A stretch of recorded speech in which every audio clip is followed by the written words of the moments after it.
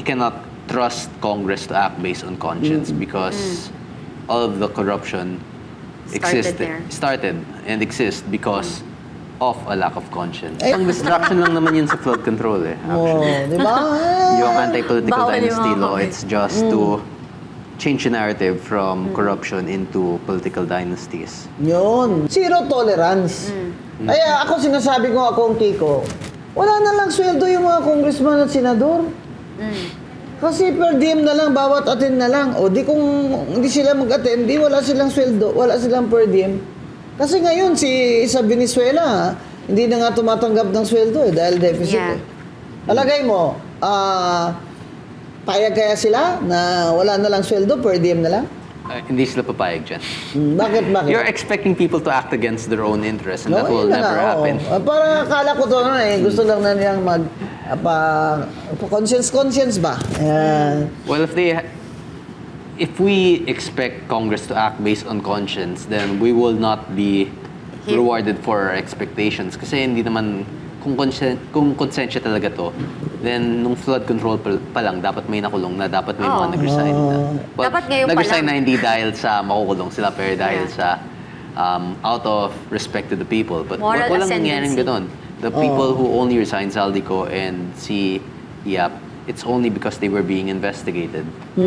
So regarding that, you cannot trust Congress to act based on conscience because all of the corruption started and exists because of a lack of conscience. Yung political dynasties, dahil ikaw, political dynasty ka rin na beneficiary,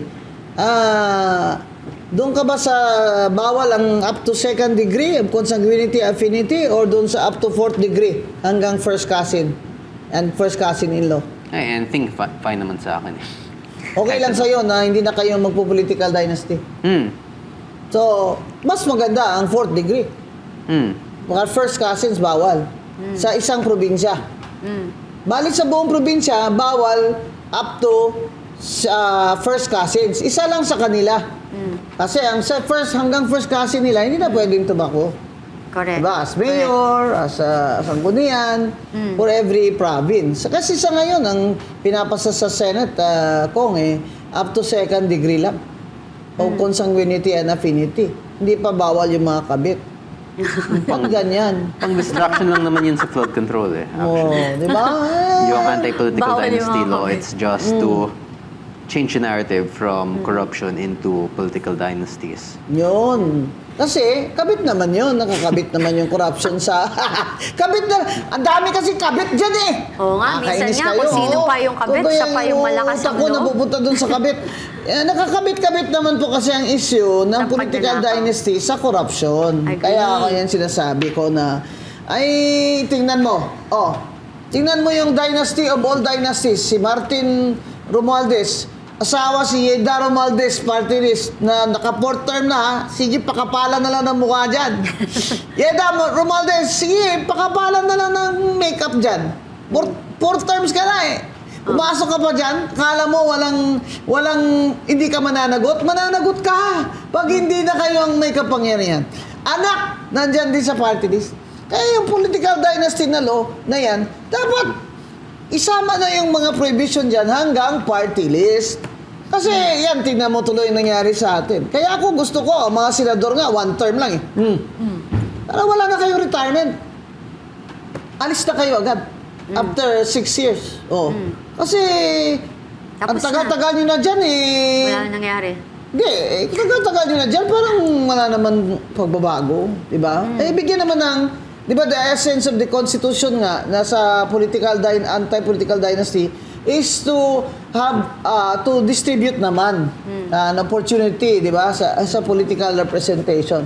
At saka, para mapasok naman yung may mga bagong ideas, di ba, na mga politiko, walang kalaban-laban yung mga batang magagaling sa inyo Kasi, kayo mga tumanda na dyan sa politika, veterano na kayo sa lahat ng mga galawan dyan. Lalo na sa bilihan ng boto at sa mga terrorism during elections. Kaya ito, si Congressman Kiko Barsaga.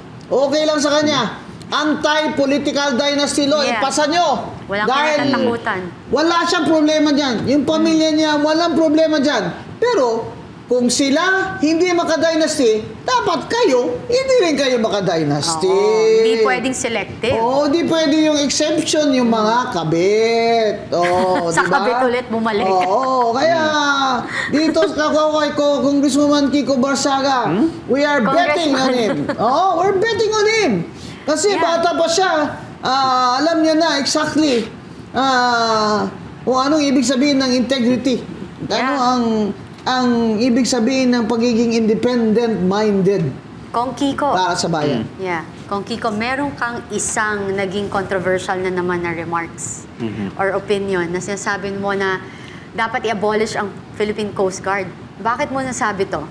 And willing ka ba makipag-usap? Sure. with them? Yeah. Okay, well actually dati pa yun yung by October. So it's already a pretty old remark.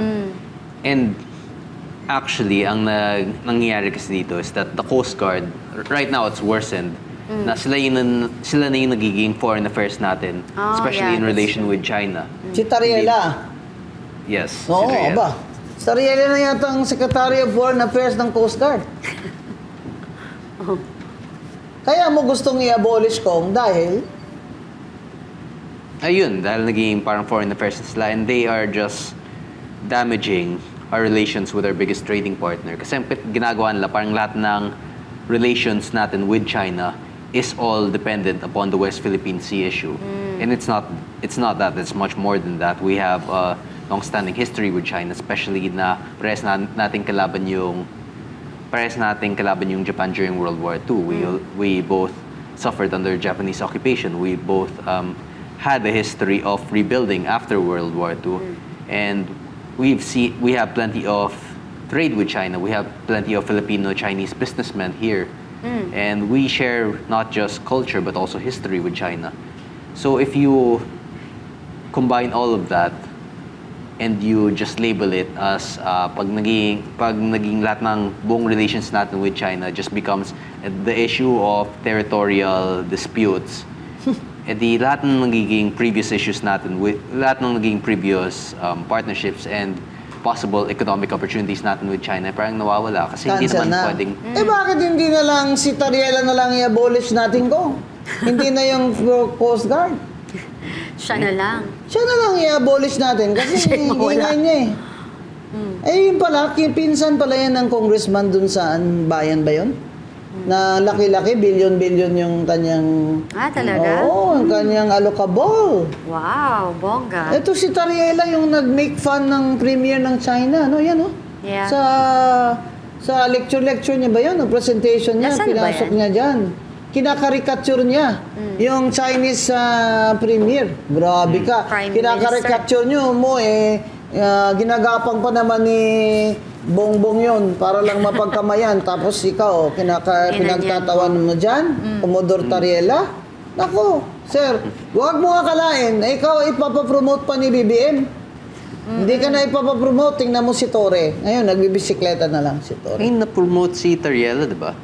Oo, ginawa siyang... Kaya nga na-promote siya eh. Di ba dahil dyan? After niyan, Oo. wala. Pero Oo. wala na. Tapos na yung career niya. Kasi pagkatapos nito, wala na.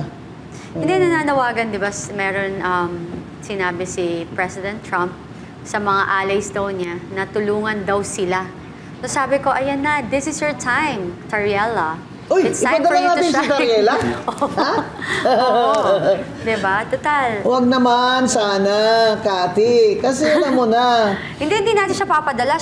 Kasi di ba yung passion niya na paglaban ng ating bayan, Ayaw natin manindigan. madamay sa digmaan. Oo, siya na lang. Pag pinadala natin siya, that would also involve us going to war with Iran. Yun lang. Kaya hindi natin siya papadala, hayaan natin siya mag-isa. Kaya sinasabi ko, itong anti-China na stance nitong Tariela na ito, hindi ko alam kung sino nag-uutos dito eh.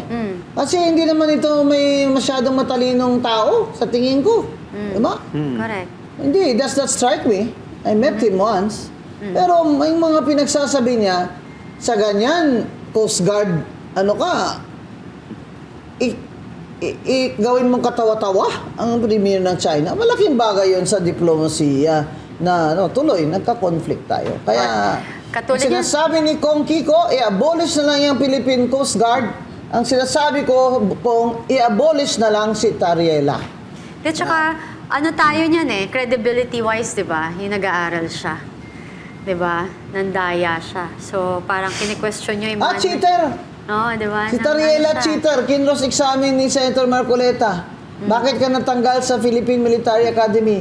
Ngayon niya, is it because you cheated? Sabi niya, yes, sir. Ang dali naman umamin. O, tingnan niyo, Senator Marcoleta. Kaya... Pinag-iinitan. Opo. Kaya po, ang Pilipinas ngayon, ay masyado na pong maraming spokesman. Yan po ang problema. Si Speaker Romualdez noon, may spokesman din. Si Abante, Daming pera. sino pa yung si Abante, spokeswoman din ng impeachment, something. Si Congress. Barber, spokesman din ng Congress. kung ano-ano. Ang dami nyo namang spokesman dyan. Eh di binabayaran kayo ng gobyerno sa taxes namin. SM nga, sobrang maleta, spokesman. Grabe naman kayo. Bakit yung speaker ba, hindi ba deputy speaker, hindi ba marunong magsalita dyan in public? Bakit kailangan pang kumuha ng spokesman na hindi naman congressman? Eh di doble gastos.